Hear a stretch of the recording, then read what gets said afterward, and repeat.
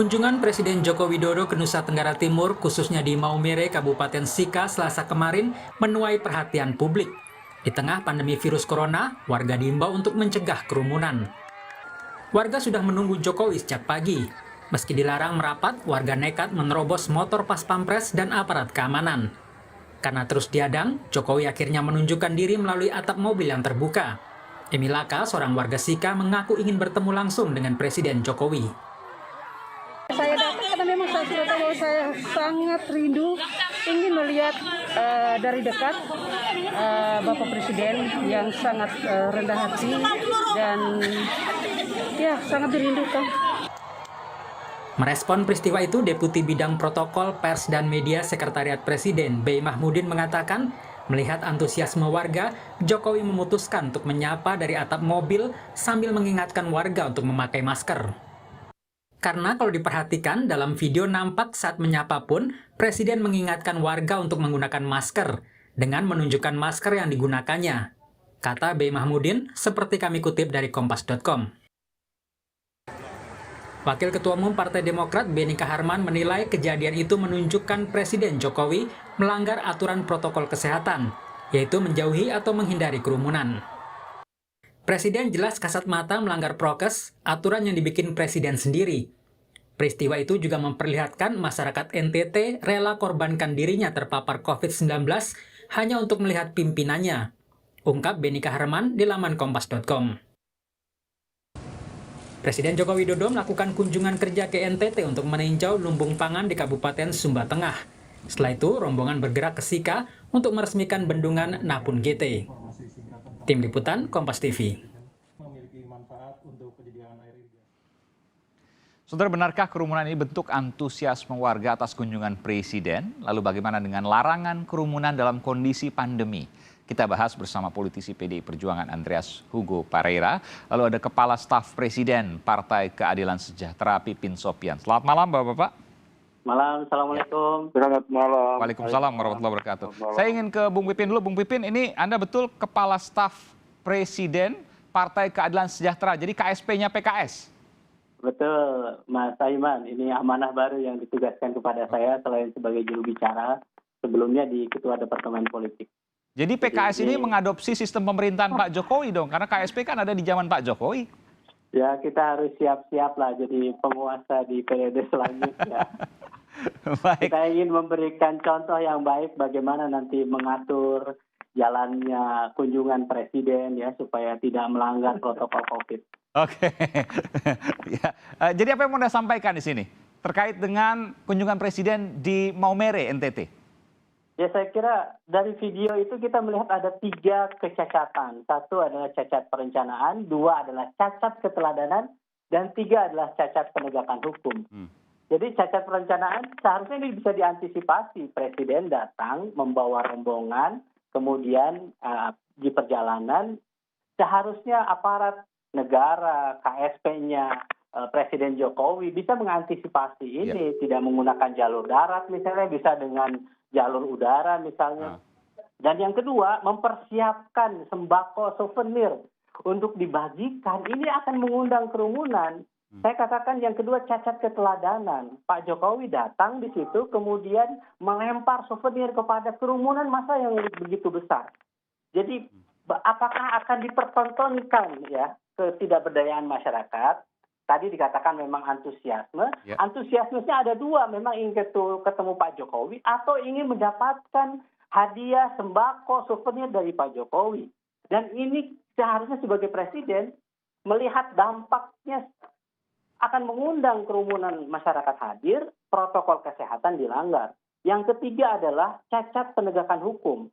Jadi pasca kejadian ini tidak ada yang diproses secara hukum, maka kita patut mempertanyakan. Karena kejadian kerumunan ini ketika era Pak Habib Rizik misalnya yang melakukan itu, kemudian orang berbicara tentang bagaimana penegakan hukum yang terjadi. Kehadiran saat ini Pak Jokowi perlu ditanyakan. Saya melihat ada potensi pelanggaran yang dilakukan. Baik misalnya pelanggaran terhadap telegram Polri terkait dengan protokol kesehatan, maupun undang-undang KUHP yang melarang orang hadir di situ ketika ada kerumunan kemudian tidak langsung pergi. sayangnya memang kita tidak mendengar apakah ada aparat yang meminta segera Pak Jokowi pergi di situ. Kalau misalnya itu terjadi, maka yang terjadi adalah Pak Jokowi melanggar KUHP itu, termasuk juga melanggar undang-undang kekarantinaan. Jadi saya kira potensi yang terjadi penyebaran di saat ribuan orang di NTT terkena positif COVID, saya kira, dan seluruh Indonesia sudah mencapai 1,3 juta. Jadi kita meragukan sense of crisis-nya Pak Jokowi di mana. Anda menyaksikan jangan-jangan ada klaster pada saat pasca pertemuan warga dengan Pak Jokowi di sana? Betul, dan ini harus di-tracking. Jadi kalau misalnya ini tidak di-tracing dengan baik, maka potensi penyebaran akan luar biasa. Dan saya kira, lagi-lagi saya kira Pak Jokowi memang punya buzzer ya, yang selalu misalnya apapun tindakan yang dilakukan oleh Presiden Jokowi selalu Oke, nanti kita bicara soal itu. Tapi saya ingin bicara soal apa yang kemudian Anda katakan tadi, 3 cacat diantaranya keteladanan hingga penegakan hukum. Saya ingin beri kesempatan kepada Bung Andreas Parera, silakan. Ya,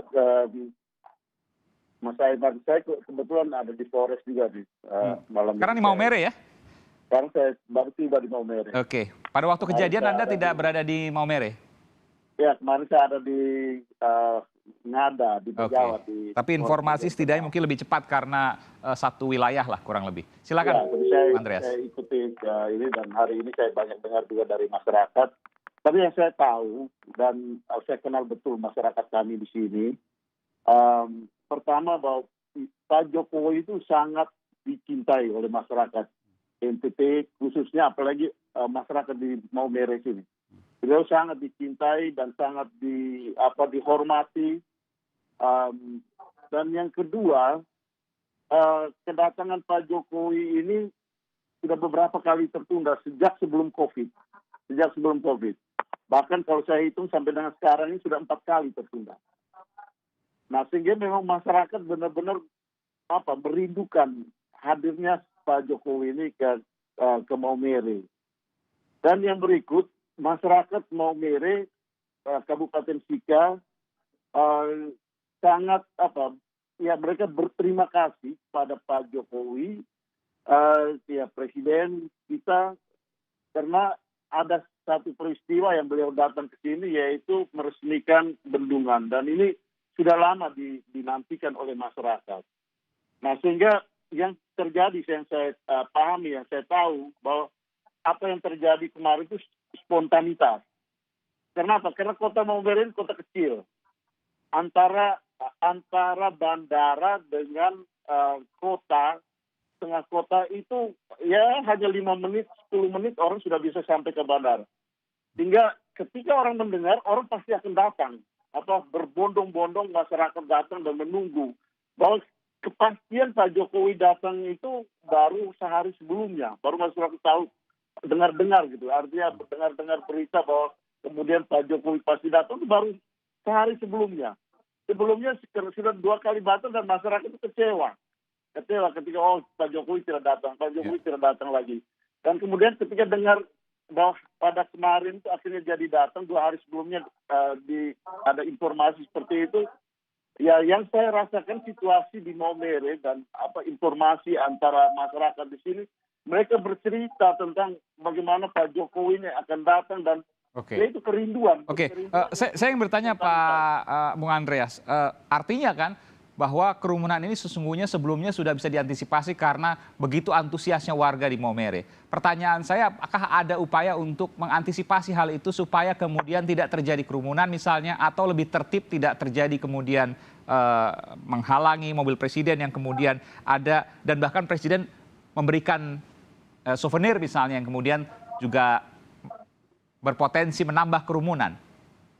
Ya, itu yang saya tahu juga bahwa itu adalah urusan kedatangan presiden itu sangat protokoler ya. Itu diatur oleh protokol kepresidenan, termasuk soal pengamanan, itu adalah wilayah dari protokoler kepresidenan yang mungkin pasti akan bekerja sama dengan pihak keamanan di sini. Tetapi ya kalau menyalahkan Pak Jokowi, saya kira Pak Jokowi juga tidak menyangka situasi seperti kemarin. Dan apa yang dilakukan oleh Pak Jokowi, saya baru pertama kali melihat bahwa Pak Jokowi keluar dari muncul di sandufnya kendaraan itu dan berdiri kemudian menyapa masyarakat karena dia tidak menyangka juga bahwa situasinya akan seperti itu gitu. Dan dari pihak Pak Jokowi juga saya perhatikan itu adalah spontanitas ketika beliau melihat masyarakat begitu antusias dengan kedatangan beliau di kota kecil ini gitu. Mungkin ya tidak banyak kejadian kalau dulu waktu zaman kampanye mungkin masih biasa seperti masyarakat begitu antusias, tapi di dalam situasi ketika ya situasi pemerintahan berjalan dan ada kelompok masyarakat yang begitu antusias, saya kira Pak Jokowi juga tidak menyangka seperti itu. Baik, silakan Bung Pipin. Ya, saya kira boleh saja berargumen bahwa itu spontanitas, tapi kalau kita melihat berbagai data, fakta yang kita lihat ya, itu ada semacam souvenir yang dibagikan. Menurut saya itu betul-betul cacat secara etik dan keteladanan.